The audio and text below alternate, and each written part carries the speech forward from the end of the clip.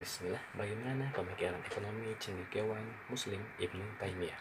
Assalamualaikum warahmatullahi wabarakatuh. Kenalkan, saya Heraska Abdillah, peserta kelas Rezim Ekonomi dan Keuangan Syariah, Ilmu Hubungan Internasional dari Fakultas Ilmu Sosial Ilmu Politik, UAI 2020 dengan dosen pengampu Ibu Ulia Amalia, SIP MSI. Insya Allah akan mencoba menjelaskannya. Ibnu Taimiyah sebagai pengantar merupakan seorang ulama besar dari abad ke-13 yang lahir di Haran, Suriah pada tahun 1263 Miladiah. Pemikiran ekonomi Ibnu Taimiyah cukup unik karena dia tidak hanya seorang cendekiawan agama, tapi juga memiliki wawasan ekonomi yang dalam. Pandangan tentang ekonomi tercermin dalam karyanya yang berjudul As-Siyasah Syariah, atau dalam bahasa Indonesia politik syari atau politik Islam, menjelaskan bagaimana sistem ekonomi ideal dalam pandangan Islam. Terdapat 6 poin besar dalam buku tersebut atau dalam pandangan Ibnu Taimiyah. Yang pertama adalah keadilan dan keseimbangan. Dalam karyanya As-Siyasah Syariah yang saya sebutkan tadi, Ibnu Taimiyah menjelaskan pentingnya keadilan dan keseimbangan dalam sistem ekonomi Islam. Beliau berpendapat bahwa pemerintah harus menjamin adanya distribusi kekayaan yang merata di masyarakat sebagaimana yang Ibu Uli telah sampaikan di kelas, sehingga tidak ada yang hidup dalam kemiskinan yang berlebihan sementara orang lain hidup dalam kemewahan yang berlebihan.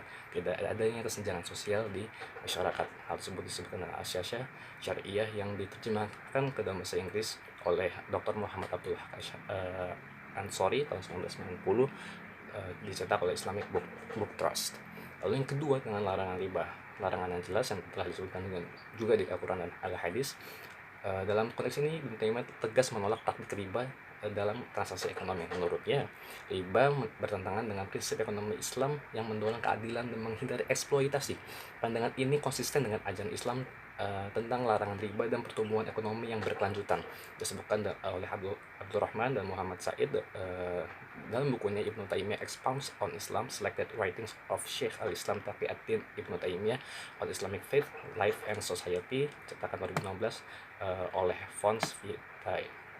Lalu yang ketiga adalah nilai pekerjaan dan produktivitas. Dalam pandangannya Ibnu Taimiyah, pekerjaan adalah bentuk ibadah dalam Islam. Beliau mendukung upaya produktif dan kerja keras sebagai cara untuk mencapai kesejahteraan. Konsep ini juga bersejalan dengan ajaran Islam yang menghargai usaha dan dedikasi dalam mencari nafkah yang halal, disebutkan oleh Ibnu Taimiyah lagi-lagi dalam bukunya As-Siyasah Syariah. Lalu yang keempat adalah pandangan yang adil. Ibnu Taimiyah mengajarkan bahwa perdagangan adalah aktivitas yang diajarkan dalam Islam, tapi harus dilakukan dengan jujur dan adil.